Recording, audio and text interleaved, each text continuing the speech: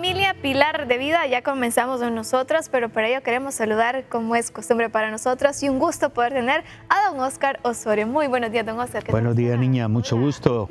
A usted también. Feliz jueves. Feliz jueves. Feliz jueves, don Jueves Óscar. eucarístico para nosotros los católicos y jueves de Pilar de Vida. El tema muy interesante, don Óscar, sanando heridas en la familia. Sí, lamentablemente hay un principio muy doloroso, y es que las primeras heridas que recibe un ser humano a nivel emocional se dan en el núcleo familiar. ¿Qué podemos entender, don Óscar, por heridas familiares? Son esos conflictos que nos causan, que nos afectan en la autoestima, que promueven desvinculación en la familia, llamémosle resentimientos, complejos, dolores emocionales. Todo eso son heridas que se dan en el hogar. Pero qué tan complejo, qué tan difícil puede ser esa palabra perdón. Para poder sanar esas heridas hay que aprender esa palabra, perdón. Ok, sí, aparte de ver el perdón como una palabra, el perdón se tiene que ver como un proceso. El perdón es un proceso, por lo tanto, entender algo, el perdón se trabaja en primera persona. Es como que tú te digas, no puedo seguir cargando esto, no me genera paz, no me promueve felicidad, una mala relación, un distanciamiento con algún miembro de la familia. Entonces, el perdón es un proceso que comienza en la conciencia de la persona que está dispuesta a vivir en libertad. Porque el perdón es liberarnos a nosotros. Ojo, no es liberar al otro, es liberarnos primero a nosotros. Empezar en un proceso de sanar esa herida, de restaurar la vida, la armonía en cada uno de nosotros, individualmente hablando, para luego entonces vivir un proceso, si la otra persona está dispuesta, un proceso de reconciliación. Pero ¿por qué a veces es tan difícil sanar esas heridas? Porque somos autosuficientes, porque somos prepotentes, porque también somos personas. O sea, la dificultad depende de algo. La dificultad depende del tipo de herida, del tipo de situación que se suscitó y de la actitud que tenemos nosotros ante la persona que nos ha herido. Depende mucho de eso. Por ejemplo, si somos personas con una baja autoestima, si somos personas que creemos que hay gente que dice, ay, es que yo soy muy resentido, y creen que eso es una cualidad. No, esa es una debilidad. Entonces, si lo planteamos desde esa situación de que no debo mantener esto, no debo retener este dolor, no debo de trabajar con esto, no debo de cultivar este dolor, este resentimiento, entonces lo trabajo. ¿Por qué nos cuesta tanto? Por eso, porque a veces somos soberbios, porque a veces tenemos problemas de autoestima nosotros. Entonces, siempre digo, el perdón es en primera persona. Yo no quiero ya seguir cargando con esto, no quiero ya seguir alimentando esto, entonces yo empiezo a trabajar. Empiezo a buscar ayuda y empiezo el proceso de sanar. Don Óscar, porque muchas veces duelen más esas heridas familiares que podría decir esas heridas que tenemos o situaciones con los amigos o en el trabajo. ¿Por qué siempre duelen más esas circunstancias de la claro, familia? Porque ¿qué esperas tú de un familiar? Esperas lo mejor. O sea, se espera lo mejor y lamentablemente a veces lo mejor te lo dan los amigos. Sí. Pero no te lo da quizás quien, un papá, una mamá, un hermano, una hermana, un tío, un abuelo, una abuela. Entonces, ¿por qué sufrimos más? Porque está ese vínculo de familia, porque esperamos amor, misericordia, acompañamiento, solidaridad de parte de la familia, pero cuando la familia, por ejemplo, te abandona, te deja solo, te deja sola y vienen los amigos y son los que te apoyan, los que te animan, pues sí, eso causa una herida más profunda y nos cuesta un poco más superar esta situación. Entonces, ¿por qué? Porque simple y sencillamente esperamos lo mejor de la familia, pero a veces no sucede así. Pero cuando suceden estas heridas, ¿qué papel juega? Porque, por ejemplo, pueden tener silencio, no pueden reconciliarse entre sí, duele más aún. Porque ¿qué papel juega el silencio ahí? Porque la familia dice, ay no, qué resentido, no vamos a arreglar esto.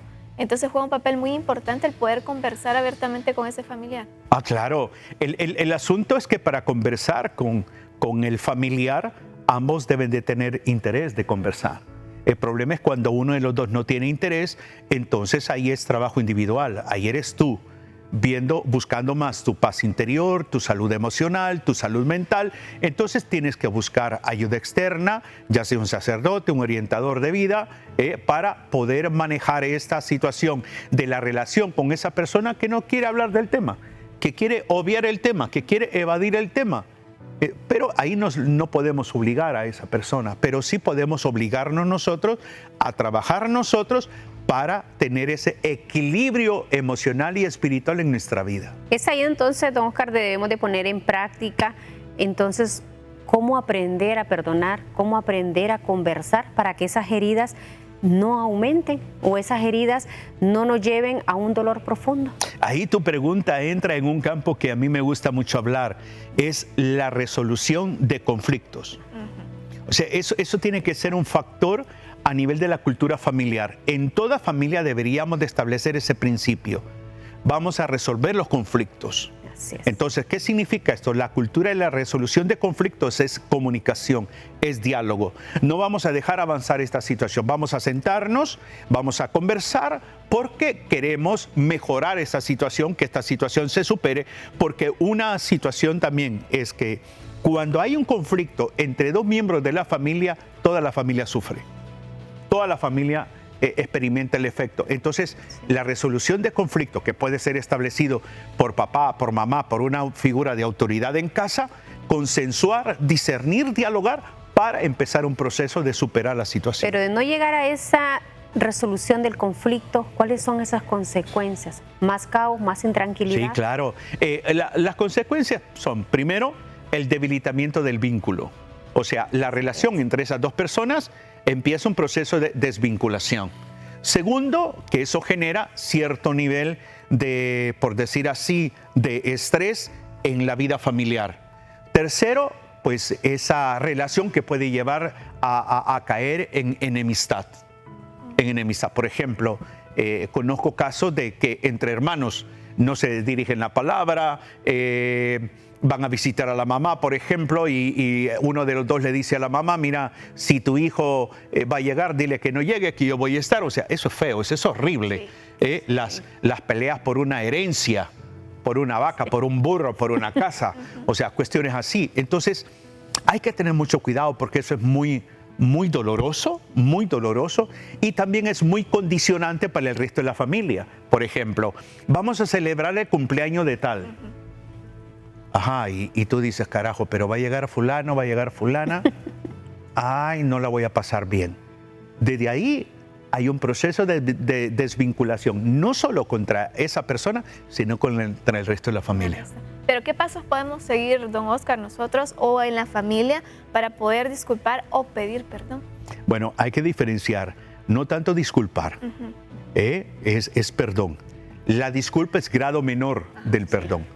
Entonces, perdonar implica entender que hay una situación que nos ha herido, que ha herido la unidad de la familia.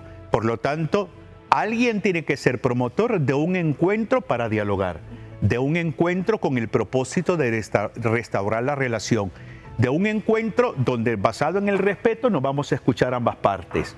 Que ahí se mide la madurez de cada miembro de la familia. La manera como abordo, la manera como me comporto, la forma como escucho, la forma como me dirijo a la otra persona, todo eso es importante.